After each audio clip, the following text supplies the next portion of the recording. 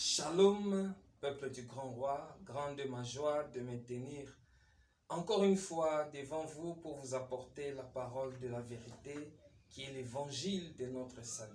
De tout mon cœur, je dis que le Seigneur vous bénisse, que le Seigneur rencontre chacune de vos préoccupations et qu'il vous fasse énormément du bien au nom de notre seul Seigneur et Sauveur Jésus-Christ de Nazareth. Voilà, aujourd'hui nous allons vous apporter la parole de la vérité autour du thème « Crevez l'œil droit ». Gloire au Seigneur. Nous allons sans plus tarder ouvrir nos Bibles. Nous allons lire 1 Samuel chapitre 11 du verset 1 à 2. Je lis la parole au nom de Jésus-Christ. Nachash l'ammonite vint assiéger Jabès en Galade. Tous les habitants de Jabès dirent à Nachash: traite alliance avec nous et nous te servirons. Mais Nachash l'ammonite leur répondit: je traiterai avec vous à la condition que je vous crève à tous l'œil droit. C'est ici que nous avons tiré notre thème. Je traiterai alliance avec vous à la condition que je vous crève à tous l'œil droit et que j'imprime ainsi un opprobre sur tout Israël. Gloire à notre Seigneur Jésus-Christ. En lisant ce texte, vous serez d'accord avec les Écritures. La Bible dit ceci: Nachash, qui est le roi des Ammonites, a assiégé Jabès en Galade, qui est une ville d'Israël. Il a assiégé cette ville-là. Alors, par crainte de Jabès, qu'est-ce que les habitants ont fait? Ils ont proposé une alliance à Jabès. Ils lui dirent: traite alliance avec nous et nous te servirons. Jabès leur répondit: je suis d'accord de traiter alliance avec vous, mais à une seule condition, que je vous crève l'œil droit. Gloire au Seigneur. La condition de Jabès pour les servir, c'est qu'il puisse leur crever l'œil droit. Et Jabès explique pourquoi, ou encore quel est le but qu'il poursuit en crevant l'œil droit. L'Écriture dit ceci: que je vous crève l'œil droit et que j'imprime ainsi un opprobre sur tout Israël. Gloire au Seigneur. Donc le but poursuivi par Nachash en crevant l'œil droit, c'est imprimer l'opprobre sur tout Israël. Avant de revenir sur l'œil droit, nous devons comprendre d'abord qu'est-ce que imprimer l'opprobre sur tout Israël. Cela nous aidera à identifier qui est réellement ou qui représente Nachash, le roi des Ammonites, ainsi que le peuple de Jabès.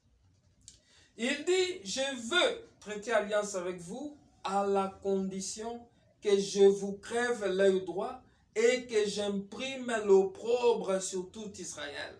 C'est ce qui veut imprimer l'opprobre sur tout Israël. C'est quoi l'opprobre? L'opprobre, c'est la honte. Le dictionnaire définit l'opprobre comme étant une honte. Et la honte, c'est quoi? Nous allons lire Proverbe chapitre 14, verset 34. Nous n'allons pas raisonner avec les Écritures. Proverbe 14, verset 34, la Bible dit ceci: la justice élève une nation, mais le péché est la honte des peuples. Gloire au Seigneur. La Bible dit ici que le péché est la honte des peuples. Ah, c'est que nous comprenons qu'imprimer l'opprobre, c'est pousser le peuple à vivre dans le péché. Parce que l'opprobre, qui est la honte, selon cette écriture, symbolise le péché. C'est que le souci de Nachash, c'est que le peuple puisse marcher vivre dans le péché. vivre dans la transgression de la loi de Dieu. Parce que le péché, c'est la transgression de la loi. Selon 1 Jean chapitre 3, verset 4. Donc le souci de Nachash, c'est que le peuple vive dans la transgression de la loi avant de les servir. C'est que Nachash veut que le peuple ne soit pas en harmonie avec Dieu, que le peuple mène une mauvaise vie. Alors, dans ces cas-là, ils pourront les servir. Cela étant, nous comprenons que Nachash, qui est un roi étranger, le roi des Ammonites, est l'image du diable lui-même. Parce que le diable, le but du diable, c'est toujours de pousser le peuple à pécher contre Dieu, à mener une mauvaise vie, à transgresser la loi de Dieu. C'est ça le but poursuivi par le diable. Et cela nous permet de comprendre que Nachash symbolise le diable. Et le peuple de Jabès, en Galate, qui est également le peuple d'Israël, symbolise le peuple de Dieu, qui avait pour roi l'Éternel lui-même. Selon Sophonie, lisons Sophonie chapitre 3. Sophonie chapitre 3, je vais prendre le verset 5, non, le verset 15. Sophonie 3, 15, la Bible dit: l'Éternel a détourné tes châtiments, il a éloigné ton ennemi. Écoutez, le roi d'Israël, l'Éternel est au milieu de toi. Gloire au Seigneur. Ici, la Bible présente l'Éternel comme le roi d'Israël. Et la Bible le dit aussi dans Jean chapitre 1er, verset 49. Jean 1er, verset 49. Nathanaël répondit et lui dit: Rabbi, tu es le Fils de Dieu, tu es le roi d'Israël. Ici, Nathanaël parle à notre Seigneur Jésus. Il dit: tu es le Fils de Dieu, tu es le roi d'Israël. Comme Dieu, ou encore le Seigneur Jésus-Christ est le roi d'Israël, c'est que Israël, ou encore le peuple de Jabès, selon les textes dans lesquels on se trouve, symbolise le peuple de Dieu. Gloire à Dieu. Donc nous avons Nachash d'un côté qui symbolise le diable, et nous avons le peuple de Jabès en Galate qui symbolise le peuple de Dieu. Maintenant, la question qu'on va se poser et qui va nous aider à bien marcher, c'est quoi crever l'œil? Et pourquoi crever l'œil, c'est imprimer l'opprobre sur le peuple? Pour répondre à cette question, nous allons dans Matthieu chapitre 6. Nous allons comprendre c'est quoi crever l'œil. Matthieu chapitre 6, je prends le verset 22 à 23. Je lis au nom de Jésus. L'œil est la lampe du corps. Si ton œil est en bon état, tout ton corps sera éclairé. Mais si ton œil est en mauvais état, tout ton corps sera dans les ténèbres. Gloire au Seigneur, je peux m'arrêter là. La Bible dit ici, si ton œil est en bon état, tout ton corps est éclairé. La Bible dit l'œil plutôt est la lampe du corps. Et si ton œil est en bon état, tout ton corps est éclairé. C'est que nous comprenons que l'œil symbolise d'abord la lampe, une lampe qui a de la lumière. Parce que la Bible dit si l'œil est en bon état, le corps est éclairé. C'est que, en d'autres termes, crever l'œil, c'est plonger quelqu'un dans les ténèbres. Parce que l'Écriture dit si ton œil n'est pas en bon état, tout le corps est dans les ténèbres. C'est que crever l'œil, c'est plonger quelqu'un dans les ténèbres. Crever l'œil, c'est aussi briser la lampe, détruire la lampe. Mais qu'est-ce qu'est la lampe qui éclaire? Quelle est cette lampe-là? La Bible parle. Proverbe chapitre 6, je prends le verset 23. L'Écriture dit ceci. Car le précepte est une lampe et l'enseignement une lumière. Gloire au Seigneur. Donc, crever l'œil, c'est briser la lampe, c'est détruire l'enseignement.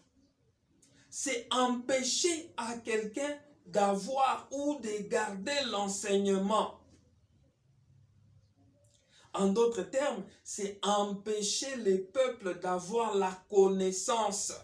C'est ça, crever l'œil, c'est détruire l'enseignement. Empêcher les peuples d'avoir la connaissance. C'est-à-dire, si on t'empêche d'avoir la connaissance, c'est qu'on te conduit tout droit vers la mort. Ce n'est pas moi qui l'ai dit. C'est Osée chapitre 4, verset 6 qui le dit. La Bible dit, mon peuple périt parce qu'il lui manque la connaissance. Gloire au Seigneur. Donc, crever l'œil, c'est détruire la lampe qui est l'enseignement. C'est détruire l'enseignement. C'est empêcher au peuple d'avoir la connaissance. Gloire au Seigneur. Et nous avons vu la manière dont les diables se comportaient dans le jardin d'Éden. Il a détruit l'enseignement. Et la conséquence, c'était la mort. Le Seigneur a enseigné à Adam que vous ne devez pas manger l'arbre de la connaissance du bien et du mal. Les jours où vous mangerez, vous mourrez. Mais le diable a détruit cet enseignement. Il a apporté un autre enseignement. Il a dit, vous ne mourrez pas. Dieu sait que les jours où vous mangerez, vous serez comme Dieu. Vous voyez, le diable a détruit l'enseignement. Il a détruit la lampe. Et la conséquence logique, c'était quoi? Ils sont spirituellement morts. C'est-à-dire, la communion avec Dieu a été brisée. Et ils ont été séparés de Dieu. Vous voyez? Quand crever l'œil, c'est détruire la lampe, détruire l'enseignement, plonger le peuple dans les ténèbres, empêcher le peuple d'avoir la connaissance.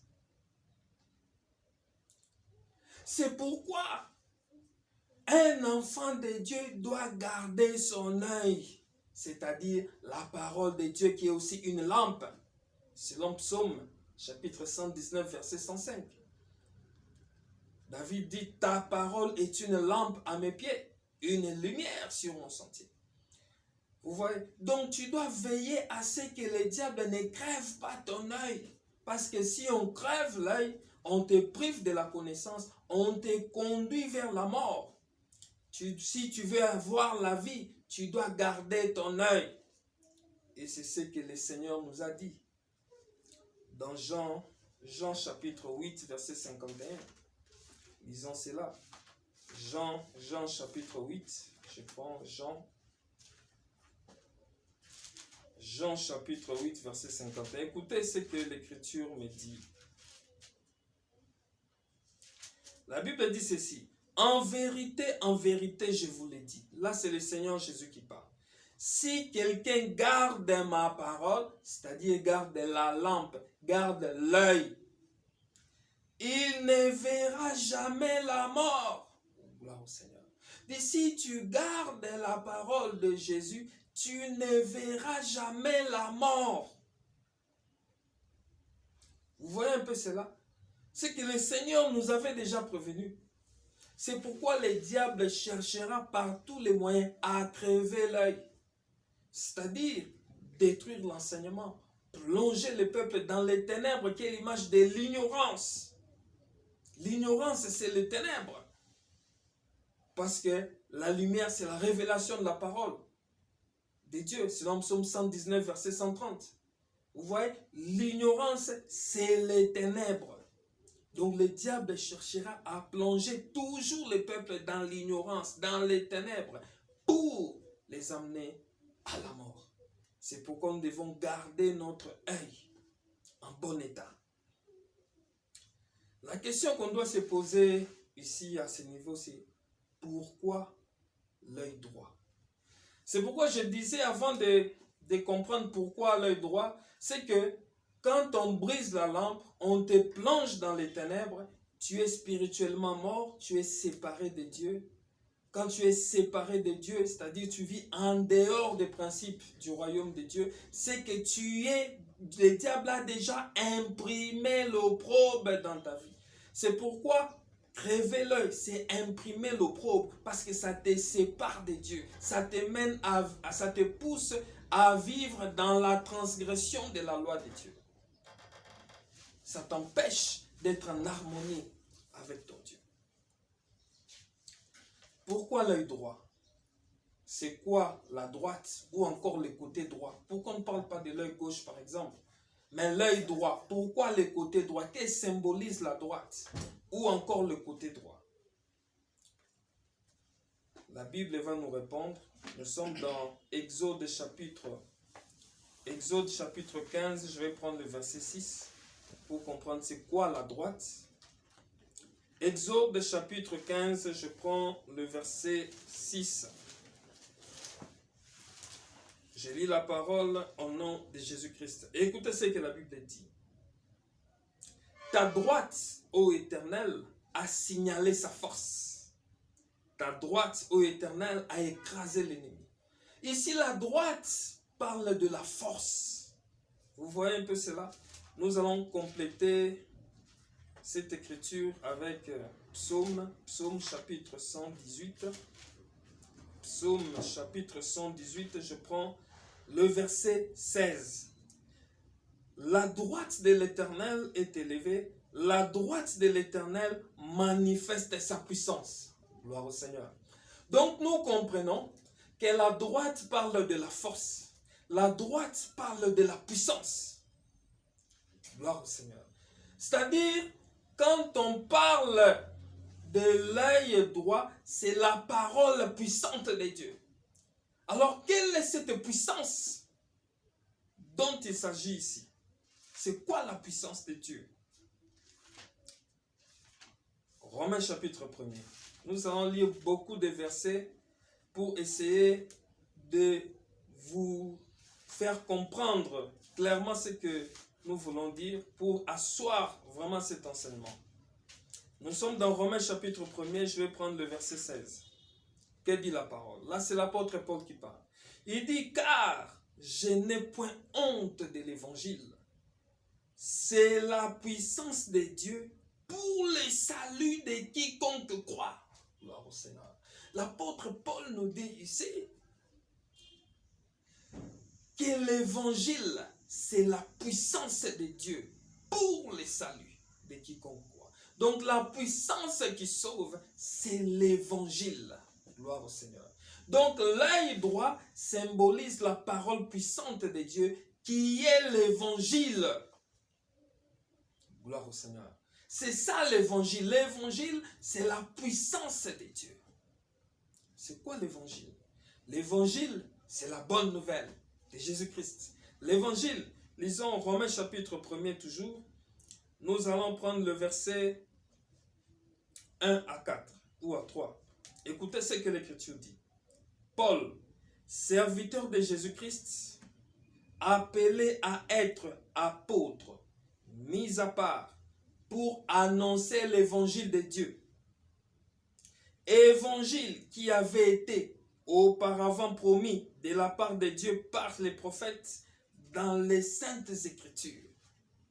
Il concerne son fils né de la postérité de David, selon la chair, déclaré fils de Dieu avec puissance, selon l'esprit de sainteté, par sa résurrection d'entre les morts, Jésus-Christ notre Seigneur.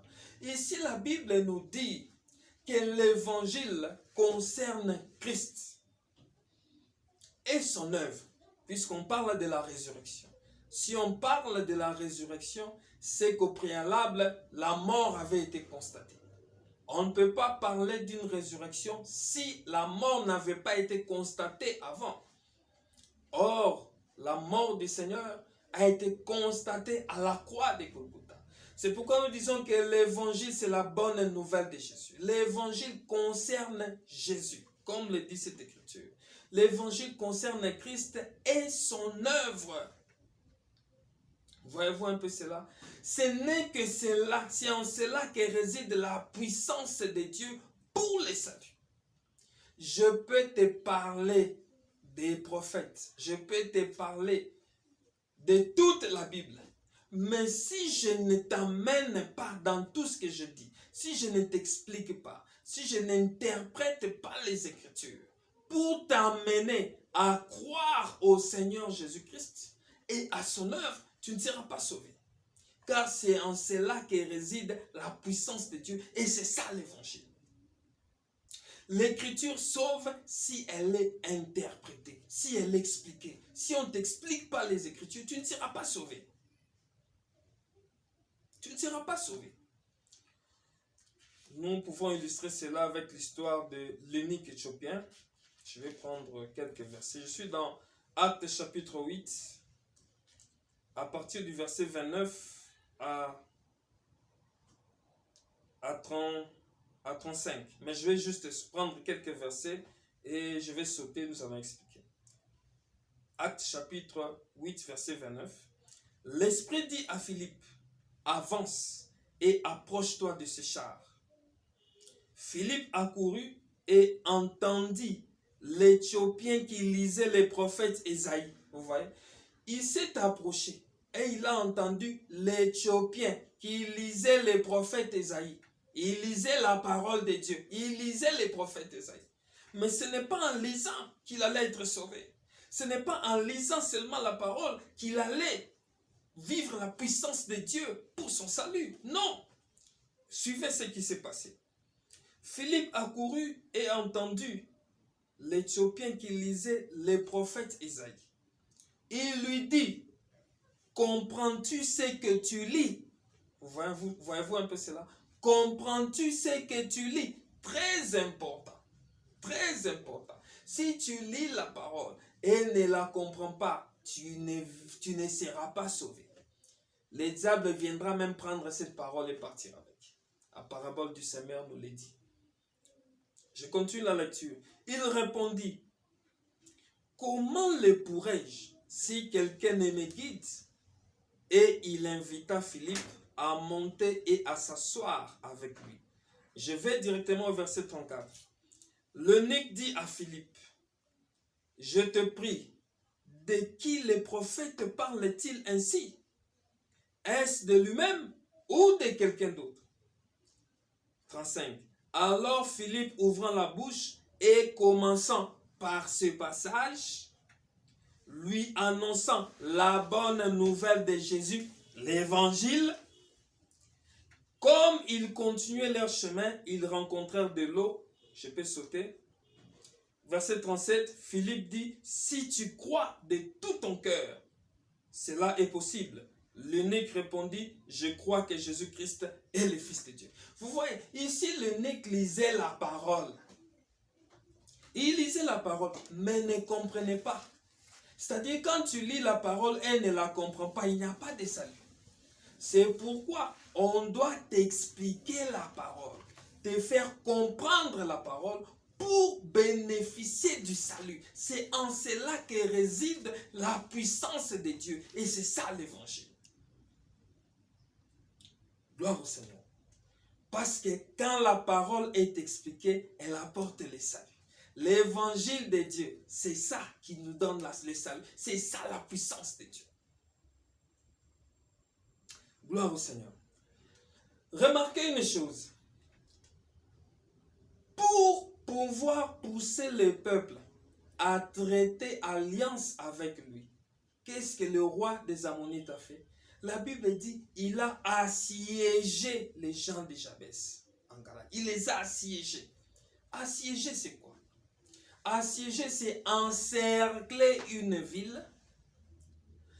C'est en réalité encercler une ville pour bloquer l'adversaire jusqu'à ce qu'il manque de ressources. C'était ça la stratégie, assiéger. Donc, amener les gens à manquer de ressources pour les pousser à traiter alliance avec lui afin de pouvoir les crever l'œil droit et les servir. Le diable a toujours gardé les mêmes stratégies. Le diable aujourd'hui peut assiéger ton travail. Le diable peut assiéger ton travail au point que tu travailles et tu n'es pas payé. Tu travailles et tu es mal payé. Tu commences à manquer de ressources. Il t'assiège tellement que tu manques de ressources. Et beaucoup, quand ils manquent de ressources, ils commencent à chercher des solutions. C'est pourquoi beaucoup deviennent des voleurs. Beaucoup deviennent des escrocs. Ils se lancent dans des magouilles pour combler les vides laissés par son tout petit salaire. quand tu commences déjà à vivre dans le vol, tu commences à vivre dans l'escroquerie, n'est-ce pas que le diable a déjà imprimé l'opprobre dans ta vie? N'est-ce pas qu'il t'a déjà crevé l'œil droit? Tu es à son service sans le savoir. Quand tu vis dans le vol, c'est déjà la transgression de la loi de Dieu. Tu es au service du diable. Et quand tu es au service du diable, c'est qu'il a déjà imprimé l'opprobre dans ta vie. Il t'a déjà crevé l'œil droit. C'est ça la stratégie. Il t'assiège. Tu manques de ressources et il te crève l'œil droit. Il imprime l'opprobre dans ta vie. Tu commences à vivre dans le péché. Et d'autres encore sont arrivés au point où même leur conscience ne les reproche plus. Si cela t'arrive, c'est que tu es déjà plongé dans des ténèbres profondes. Tu es profondément enraciné dans les ténèbres. C'est pourquoi tu es à l'aise. Tu es au service du diable. Tu as déjà crevé l'œil droit. Gloire au Seigneur. C'est pourquoi nous disons, c'est souvent pendant les moments de siège que le diable traite alliance, amène les gens à son service. C'est pendant les moments de siège qu'il crève l'œil. Vous verrez dans la vie d'Ésaü, à un moment donné de sa vie, la Bible dit, il est allé à la chasse. Il a cherché les gibiers, il a cherché, il n'a pas trouvé. Il a manqué même des ressources. Il a été assiégé. Et lorsqu'il est rentré, tout ce qu'il a trouvé de mieux à faire, c'est de vendre son droit d'aînesse pour un plat de potage. Il a négligé les choses spirituelles pour des choses matérielles et physiques. Alors que dans ces choses spirituelles était lié l'héritage d'Abraham. Ésaü a négligé cela parce qu'il a été assiégé. On l'a crevé l'œil. Mais vous remarquerez que Job, quant à lui, malgré qu'il avait été assiégé, il a perdu son travail, il a tout perdu, sa richesse, et même sa santé n'était plus bonne. Job a refusé qu'on lui crève l'œil droit. Donc c'est possible de résister, c'est possible de tenir avec le Seigneur, c'est possible. Il a résisté malgré les avances de sa femme, la pression de sa femme, le poussant à maudire Dieu et de mourir. Job a refusé. Il est demeuré ferme dans son intégrité. Il a refusé qu'on lui crève l'œil droit. Gloire au Seigneur Jésus. J'aimerais dire encore une chose très importante avant de chuter. C'est que toute souffrance, tout désert, ne vient pas que du diable. Même Dieu peut te faire passer dans un désert. Dieu peut te faire passer dans un désert pour t'enseigner, pour manifester sa gloire dans sa vie, dans ta vie plutôt. Dieu avait amené Israël dans le désert. Ils sont sortis d'Égypte sans avoir de provisions. Ils sont sortis d'Égypte sans provision. Mais le Seigneur a été leur provision. Il a répondu à leurs besoins. C'est pourquoi j'aimerais dire, avant de chuter, qu'il y a deux types de déserts. Il y a le désert de Dieu, il y a aussi le désert du diable. Quand c'est Dieu qui t'amène dans le désert, Dieu lui-même prend soin de toi. Il te donne l'essentiel pour vivre, l'essentiel. Tu n'auras peut-être pas tout ce que tu désires, tu n'auras peut-être pas de grandes choses, mais l'essentiel pour vivre. Quand Israël était dans le désert, Dieu leur a donné de la manne et de l'eau pour qu'ils puissent tenir pendant le désert. Il a donné la manne et de l'eau. Dans le désert, il n'y a pas de marché, il n'y a pas de boutique. Il n'y a rien. Mais au moins, ils avaient la manne et de l'eau. Et Dieu a veillé à ce que même leurs vêtements ne s'usent pas. Ils ont porté les mêmes vêtements qu'ils avaient en Égypte. Ils l'ont porté dans le désert pendant 40 ans, sans que cela ne s'use. Et même leurs pieds ne s'étaient pas enflés pendant la marche. Dieu a veillé à cela. Je suis dans Deutéronome chapitre 8, verset 4. pour confirmer ce que nous disons. Deutéronome, chapitre 8, verset 4. Je lis au nom de Jésus-Christ. Ton vêtement ne s'est point usé sur toi, et ton pied ne s'est point enflé pendant ces 40 années. Vous voyez un peu cela? Dieu leur a donné l'essentiel pour vivre. C'est pourquoi dans les déserts de Dieu, tu peux manquer de tout, mais sauf de l'essentiel. Tu auras au moins la manne et de l'eau. Pourquoi il te donne cela? Pour te permettre de tenir pendant ce temps. Pour te permettre de tenir jusqu'à ce que tu arrives en Canaan. Parce que ce n'est qu'en Canaan que tu pourras maintenant avoir le droit d'avoir une terre et de construire des belles maisons. C'est en Canaan, pas dans le désert. Mais dans le désert, Dieu pourvoit à l'essentiel. Juste l'essentiel. Et beaucoup acceptent qu'on leur crève l'œil parce qu'ils ne veulent pas se contenter des peu qu'ils ont. Contente-toi d'abord de ces peu-là et les grandes choses viendront après. Gloire au Seigneur. Il n'y a pas que ça. Il y a aussi les déserts du diable. Et les déserts du diable, c'est les lieux arides. Je prends seulement cet aspect dans Matthieu chapitre 12, verset 43. Les lieux arides, un lieu où il n'y a pas de repos. Dans les déserts du diable, tu vas manquer de tout. Il va t'arracher même la compassion des gens. Tu vas manquer de tout pour qu'il te crève l'œil. Parce qu'il y a des gens, il vit. Le seul moyen pour lui d'avoir la nourriture, c'est de se prostituer. Tout est bloqué, rien ne marche, même la compassion, il en manque. Ça, c'est le désert du diable. Mais nous devons nous lever dans la prière. Nous devons prier pour sortir de ces choses. Nous devons quitter ces choses, refuser de traiter alliance avec le diable. Même s'il t'assiège, tu manques de ressources, sache que dans le ciel, il y a un pourvoyeur qui s'appelle l'Éternel, qui s'appelle Jéhovah Jireh. Comme Abraham l'a dit, à la montagne de l'Éternel, il sera pourvu. Tiens bon, ne lâche pas, ne permets pas à l'ennemi de te crever l'œil droit. Refuse cela. L'Éternel dit dans Psaume 50, verset 15, invoque-moi, je te délivrerai et toi tu me glorifieras. Si tu es dans le désert du diable, ma prière en ce moment, que le Seigneur te délivre au nom de Jésus-Christ. Sois délivré de ce désert. Sors de là au nom de Jésus-Christ. Et refuse que les diables puissent te crever l'œil droit. Refuse de faire alliance avec lui. Refuse qu'il imprime l'opprobre dans ta vie. Garde ton œil. Comme le dit le Seigneur Jésus-Christ dans Jean chapitre 8, 51. Si tu gardes ma parole, l'œil c'est la parole. L'œil, l'évangile, l'œil droit. Si tu gardes ma parole, tu ne verras pas la mort. Crois en cette parole. Refuse toute alliance avec l'ennemi.